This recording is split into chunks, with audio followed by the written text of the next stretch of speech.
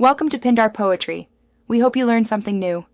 You begin by closing Autocad and saving your files so you don't lose changes. Next, locate your active workspace and note the exact name. This matters because toolbars are tied to workspaces.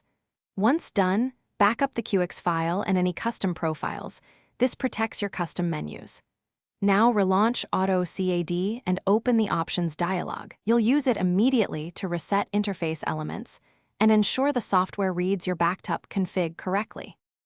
You open the CUI, Customize User Interface, command to control menus and toolbars.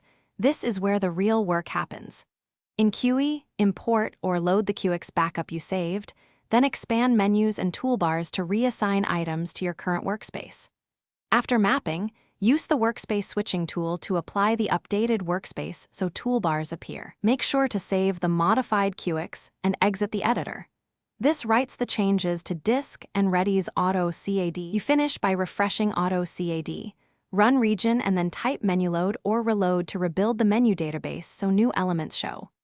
Once done, reset the workspace to default if any items remain hidden, because a fresh workspace forces interface redraw.